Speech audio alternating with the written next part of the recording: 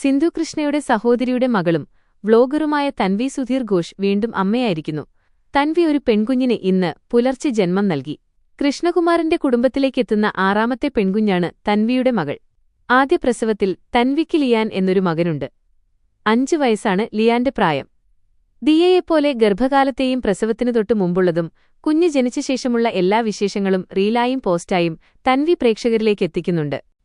ആദ്യ പ്രസവത്തിന്റെ അനുഭവസമ്പത്തുള്ളതുകൊണ്ട് എന്തു വന്നാലും നേരിടാം എന്ന ആത്മവിശ്വാസം ലേബർ ബെഡിലായിരിക്കുമ്പോഴും തൻവിയുടെ മുഖത്തുണ്ടായിരുന്നു. കുഞ്ഞിനെ കയ്യിൽ കിട്ടിയ ശേഷം പാട്ടിനൊപ്പം നൃത്തം ചെയ്ത് ആഘോഷിക്കുന്ന തൻവിയുടെ റീൽ വീഡിയോയും വൈറലായിട്ടുണ്ട്. "ഞാൻ അത് ചെയ്തു" എന്ന ക്യാപ്ഷൻ നൽകിയാണ് കുഞ്ഞിനൊപ്പമുള്ള റീൽ വീഡിയോ തൻവി പങ്കുവച്ചത്. "ഇതാണോ അഖിൽമാരാർ പറഞ്ഞ പ്രസവത്തിലുള്ള എൻജോയ്മെന്റ്" എന്നായിരുന്നു ചിലർ തൻവിക്കും യോജിക്കും ആശംസകൾ നേരാനെത്തിയപ്പോൾ റീൽ കണ്ട് തമാശയായി കുറിച്ചത്. നിരവധി ആരാധകരാണ് തൻവിക്ക് ആശംസകൾ നേർന്നെത്തിയത്.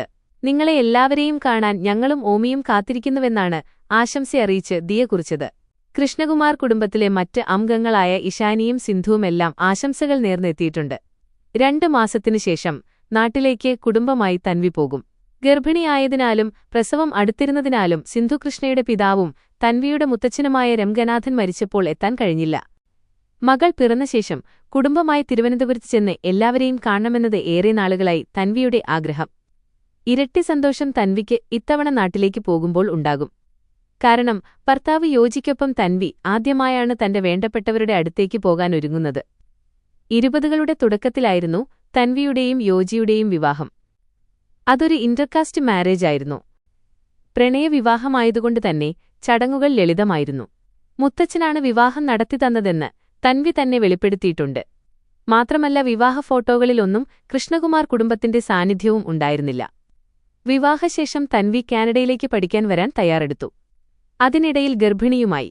ആദ്യത്തെ കുഞ്ഞിന് കാനഡയിൽ വെച്ചാണ് തൻവി ജന്മം നൽകിയത്. അതൊരു ബുദ്ധിമുട്ടേറിയ കാലഘട്ടം തന്നെയായിരുന്നു തൻവിക്ക്. ജീവിതത്തിൽ സംഭവിച്ച ഏറ്റവും വലിയ മിസ്റ്റേക്ക് വിവാഹം തന്നെയായിരുന്നു. കൂട്ടുകാരായിരുന്നു പ്രഗ്നൻസി സമയത്ത് കാനഡയിൽ സഹായിച്ചത്. പൈസയ്ക്ക് ഒരുപാട് ബുദ്ധിമുട്ടി. കോവിഡ് കാലവുമായിരുന്നതും കൊണ്ടുതന്നെ ജോലിയും കിട്ടാൻ പാടായിരുന്നു. എന്നിട്ടും വോൾമാർട്ടിൽ ജോലിക്ക് കയറി. കുഞ്ഞിന് 10 ദിവസം പ്രായമായപ്പോൾ തന്നെ ഡേ കെയറിലാക്കേണ്ടി വന്നു. ഞാൻ ജോലിക്കും കയറി. അങ്ങനെ ഒരുപാട് കഷ്ടപ്പെടേണ്ടി വന്നു. കുഞ്ഞിന്റെ എല്ലാ കാര്യങ്ങളും ഞാൻ തന്നെയാണ് നോക്കിയത്. നോക്കേണ്ട ആള് നോക്കിയില്ല എന്നതാണ് സത്യം.